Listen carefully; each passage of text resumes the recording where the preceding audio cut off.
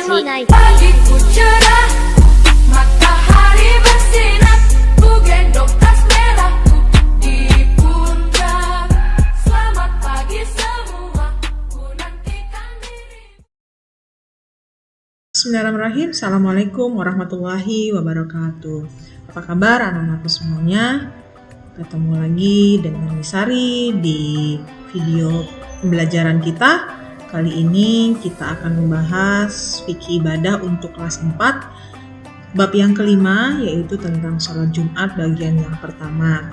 Sebelum kita memulai pembelajaran hari ini, mari sama-sama kita membaca basmalah dan doa sebelum belajar.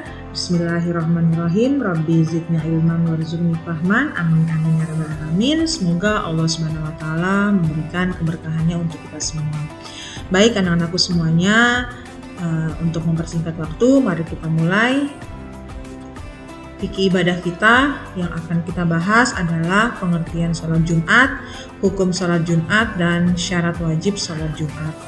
Kita mulai dengan sejarah sholat Jumat. Sholat Jumat pertama kali dilaksanakan oleh Nabi Muhammad SAW dan para pengikutnya di Madinah atau Yasrib.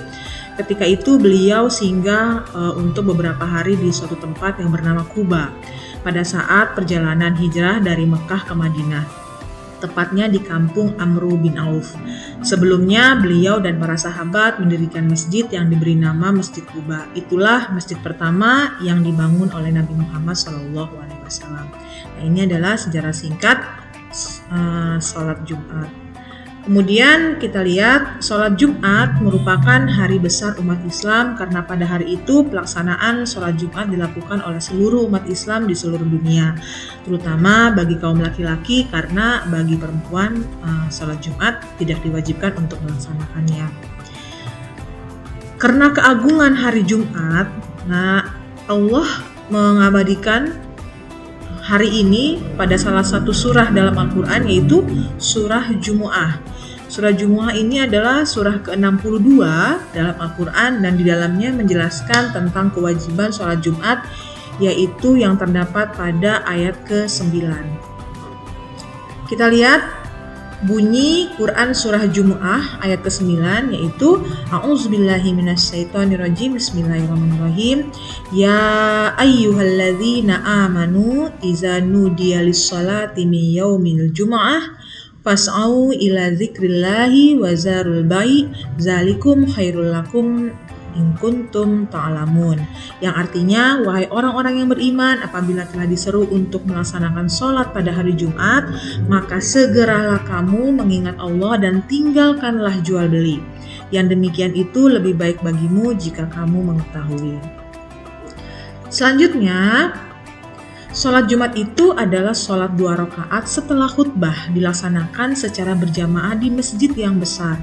Ya, kenapa di masjid yang besar? Karena persyaratan sholat Jumat itu harus berapa orang jemaahnya ya. Nanti akan ada pembahasannya di video selanjutnya. Kemudian gerakan sholat Jumat sama dengan sholat fardu dan sholat sunnah lainnya. Namun sholat ini dilaksanakan setelah jamaah mendengarkan khutbah pada waktu zuhur di hari Jumat.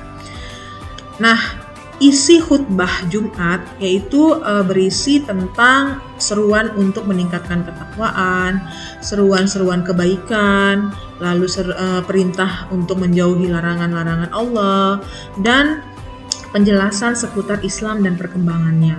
Nah, selama khutbah ini jamaah dilarang melakukan aktivitas yang lainnya. Jika tidak, maka amalan sholat Jumatnya akan sia-sia. Nah, sekarang kita masuk ke hukum sholat Jumat. Sholat Jumat adalah perintah Allah yang diwajibkan bagi mereka yang telah memenuhi syarat. Nanti ada syaratnya. Kemudian menunaikan sholat Jumat hukumnya fardu ain. Ingat ya, fardu ain artinya kewajiban yang harus dilaksanakan setiap individu. Sholat Jumat wajib bagi laki-laki dewasa dengan syarat yaitu beragama Islam, merdeka, bukan hamba sahaya atau budak, dan menetap atau bermukim di suatu tempat. Nah, merdeka di sini ya dimaksud adalah untuk keadaan pada zaman jahiliyah ketika perbudakan masih ada. Mereka tidak diwajibkan, para budak itu tidak diwajibkan untuk sholat Jumat karena mereka akan melayani tuan-tuannya ya, melayani majikannya. Namun untuk zaman sekarang sudah tidak ada lagi praktek perbudakan seperti itu. Kemudian sholat Jumat itu tidak wajib bagi muslim perempuan, anak-anak, atau yang sedang sakit, dan hamba sahaya tadi ya, yang bisa dijelaskan tadi, yang ada pada zaman jahiliyah. Nah ini adalah syarat-syaratnya.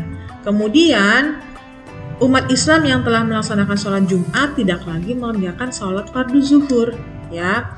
Nah, ketika waktu sholat Jumat telah tiba, maka Allah Subhanahu wa Ta'ala memerintahkan untuk segera meninggalkan segala kegiatan seperti perdagangan, pekerjaan kantor, sekolah. Dan bagi siapa saja yang tidak menghiraukan seruan Allah, maka akan mendapatkan azab api neraka. Jadi, setelah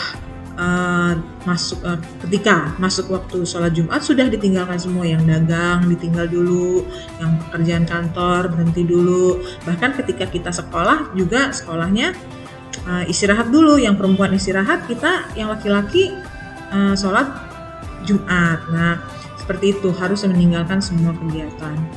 Selanjutnya, bagi laki-laki muslim yang meninggalkan sholat Jumat tanpa ada alasan apapun yang diperbolehkan, maka ia berdosa. Allah akan menutup mata hatinya dan digolongkan sebagai orang-orang yang lalai dan munafik. Nah ini adalah ganjaran bagi muslim laki-laki yang tidak melaksanakan sholat Jumat. Ditutup mata hatinya, dianggap orang lalai dan munafik. Nah, pernyataan ini dikuatkan dengan sabda Rasulullah, yaitu sabda Rasulullah SAW, yaitu dari Abu Qatadah dari bapaknya berkata bahwasannya Rasulullah SAW bersabda, barang siapa yang meninggalkan sholat Jumat selama 3 hari tanpa adanya uzur, maka Allah SWT akan menutup hatinya. Hadis riwayat Muslim. Kita lanjut. Syarat wajib sholat Jumat. Nah, apa saja syarat wajib atau yang diwajibkan sholat Jumat? Yang pertama sudah pasti Islam ya, baligh atau dewasa. Nah, anak-anak itu sebenarnya tidak wajib sholat Jumat, namun membiasakan sholat Jumat sedari kecil adalah hal yang sangat baik. Kenapa? Karena Rasulullah pun mengajarkan anak-anaknya untuk beribadah dari sejak kecil.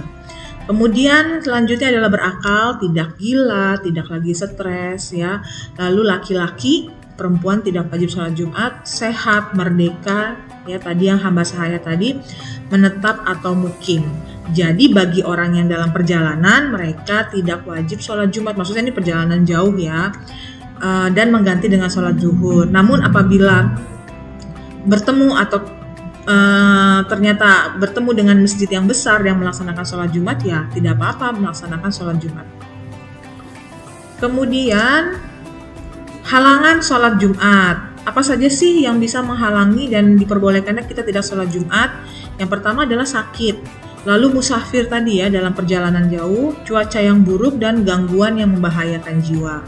Nah, bagi wanita atau anak-anak yang sedang berhalangan, bagi wanita, anak-anak atau yang sedang berhalangan, mereka tetap melaksanakan kewajiban sholat fardu zuhur pada waktunya. Baik, anak-anakku semuanya, kita sampai di penghujung video yang singkat ini. Semoga ada manfaat yang bisa kalian ambil dari video pembelajaran ini. Misari mohon dengan sangat kalian lebih tertib PJJ-nya, karena Misari cek banyak tugas-tugas yang tidak dikerjakan oleh sebagian siswa. Apapun yang terjadi, kita harus tetap menuntut ilmu dengan model apapun ya, harus tetap belajar, tetap semangat belajar, karena ingat, belajar itu adalah ibadah yang ada pahalanya ya.